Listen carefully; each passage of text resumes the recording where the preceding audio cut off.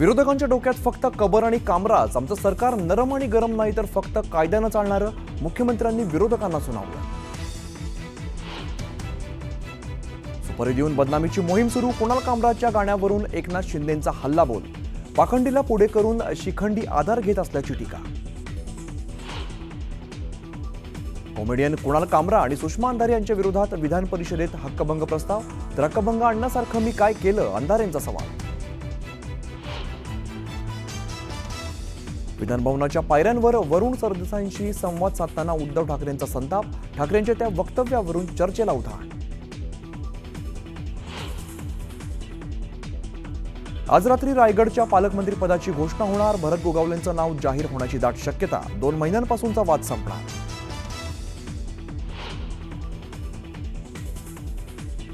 विरोधी पक्षनेत्याविनाच अधिवेशन संपलं, विरोधकांनी सरकारला सुनावलं, तर भास्कर जाधवांनी व्यक्त केली नाराजी.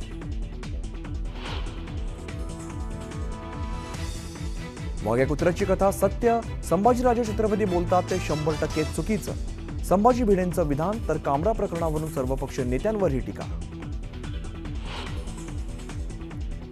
फॉरेन्सिक टीमने तब्बल 5 तास घेतले प्रशांत कोरटकरच्या आवाजाचे नमुने, कोरटकर तपासात अपेक्षित सहकार्य करत नसल्याची पोलिसांची माहिती. राहुरीत महापुरुषाच्या पुतळ्याची विटंबना केल्याची घटना, नगर मनमाड मार्गावरती रास्ता रोको, पोलिसांकडून शांततेचं आवाहन. आणि सलग दुसऱ्या दिवशी सांगलीला वादळी वाऱ्यासह पावसानं झोडपलं, हवेत गारवा, मात्र शेतकऱ्यांची चिंता वाढली.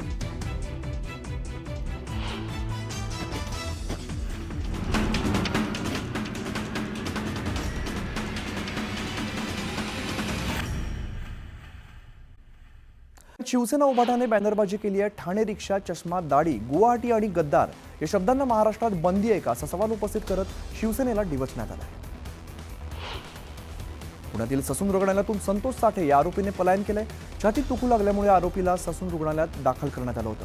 विनयभंगाच्या गुन्ह्यामध्ये अटक करण्यात आलेला हा आरोपी ससूनमधून पसार झाला. अहिल्यानगरच्या राहुरी येथे महापुरुषांच्या पुतळ्याच्या विटंबना प्रकरणी रास्ता रोको करण्यात आला. आमदार शिवाजी कर्डिले आणि पोलिसांमध्ये झालेल्या चर्चेनंतर हे आंदोलन तुर्तास मागे घेण्यात आलं. मात्र आरोपीला तात्काळ अटक झाली नाही तर तीव्र आंदोलनाचा इशारा दिला आहे. कल्याणशी रोडवरती सकाळपासूनच वाहतूक कोंडी झाली, याचा फटका नागरिकांसह विद्यार्थ्यांना सुद्धा बसलेला आहे. विद्यार्थ्यांना रस्ता पार करण्यासाठी 2 तास लागल्यामुळे दुपारी शाळेत येणाऱ्या मुलांना चक्क सुट्टी द्यावी लागलेली आहे. परीक्षेच्या तोंडावरती शाळा बुडत असल्यामुळे पालकांनी नाराजी व्यक्त केली. नाशिकच्या सिंहस्थ कुंभमेळ्याच्या नामकरणाचा वाद टोकाला गेलेला आहे. अखिल भारतीय आखाडा परिषद अस्तित्वात नसल्याचा दावा महंत सुधीर दास यांनी केलेला आहे. त्र्यंबकेश्वरमध्ये आज जी बैठक झाली त्याला आखाडा परिषदेचं नाव देणं चुकीचं असल्याचं दास म्हणाले. कुणाल कामरा आणि सुषमा अंधारे यांच्या विरोधात हक्कभंग प्रस्ताव दाखल करण्यात आलेला आहे. भाजप आमदार प्रवीण दरेकरांनी विधान परिषद सभापती राम शिंदे यांच्याकडे हक्कभंग दाखल केला आहे. पुण्यात 2 अल्पवयीन सावत्र बहिणींवरती अत्याचार करण्यात आलाय. 2 अल्पवयीन आरोपींनी हा अत्याचार केलेला असून दोघेही पीडित मुलींचे नातेवाईक आहेत. या प्रकरणी दोन्ही आरोपींना ताब्यात घेतलंय.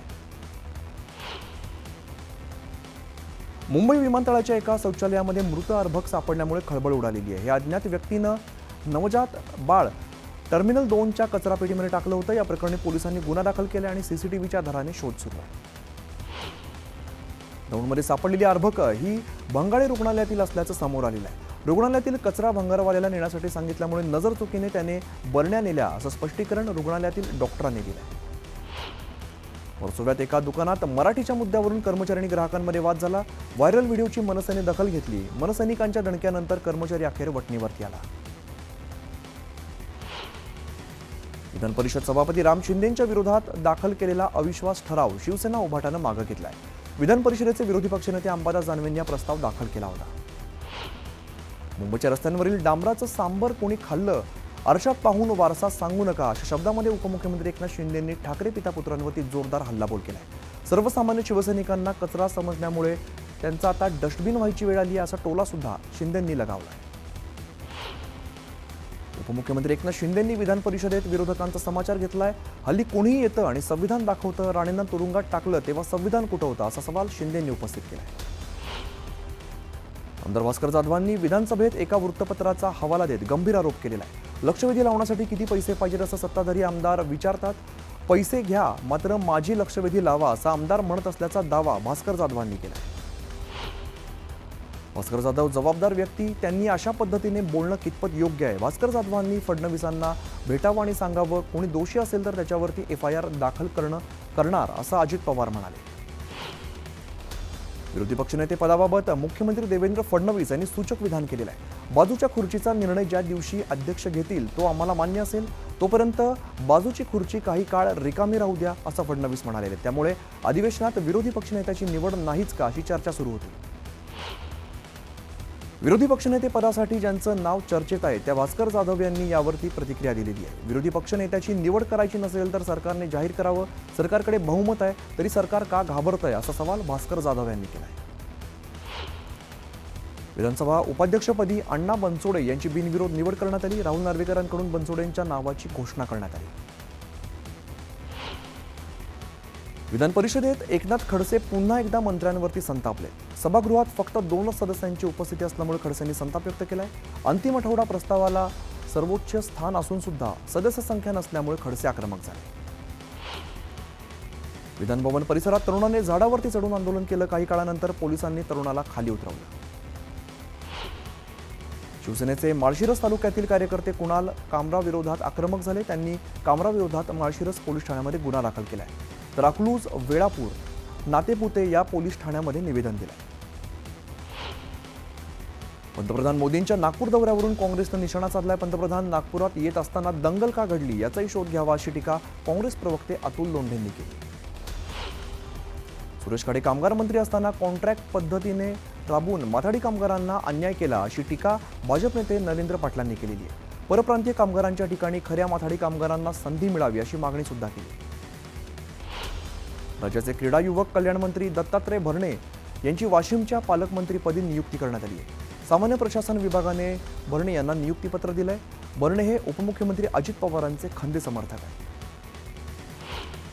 पुण्यात उद्धव ठाकरेंना पुन्हा एकदा मोठा धक्का बसलाय. कसबा विधानसभा मतदारसंघातील महिला आघाडी तसंच पुण्यातील अनेक शाखा प्रमुख आणि शिवसैनिक शिवसेनेमध्ये प्रवेश करणार आहेत.